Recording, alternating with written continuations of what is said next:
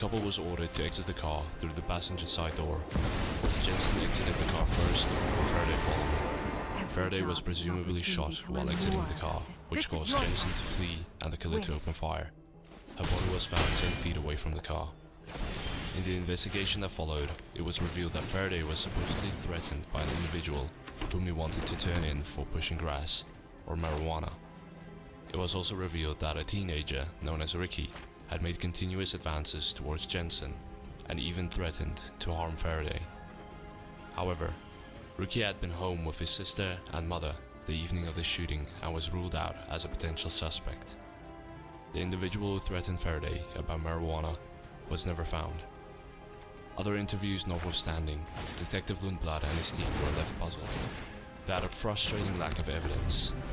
While the white Chevrolet Impala was a solid lead, neither the vehicle nor the driver thereof ever came forward. The killer had disappeared into the darkness of the night, down Lake Herman Road. I know there's a hero inside you. 6.5 kilometers to the northwest, just before midnight on the 4th of July, 1969, Michael Reno Majot and Darlene Elizabeth Theron pulled into the Blue Rock Springs Park parking lot. Shortly thereafter, a vehicle, which Majot thought to be a brown Chevrolet Corvette, pulled up to the couple's side and stood there for a minute or so before driving off again. Majot asked Theron whether she knew who the person was, to which she replied, "Oh, never mind." About 5 minutes later, the same vehicle returned, this time parking about 10 feet behind them. The lone driver exited the car carrying what he described as a high-powered flashlight and armed with a semi-automatic. The unknown man walked up to the passenger side of the wall and fired 5 shots at the car, hitting both Majot and Theron. The attacker seemingly believed the couple to be dead and started moving back towards his vehicle. But after hearing Majot yell, he returned to the couple's car and shot each victim another 2 times, before returning to his vehicle and fleeing. At approximately 12:02 a.m., Majot got the attention of 3 teenagers who had come by. They promptly set off to get help. Officer Hoffman was the first at the scene at around 12:13 a.m.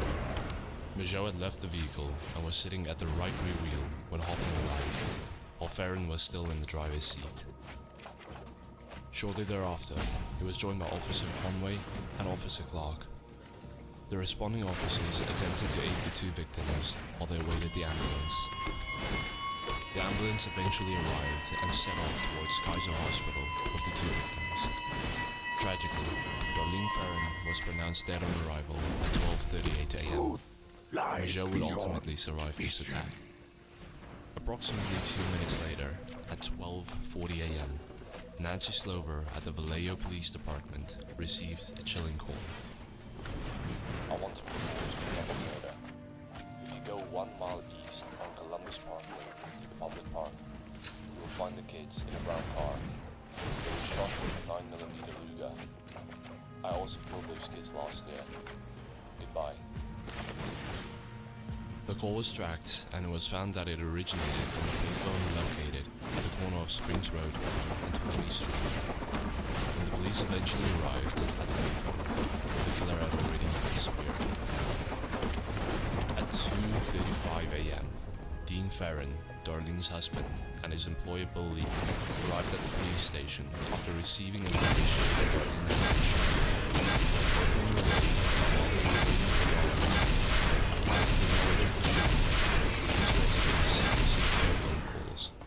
There was no answer on the other side of the line. Arthur and Mildred Theron, Dean's parents, reported that they had also received a call at about 1:30 a.m. While the person on the other side of the line said nothing,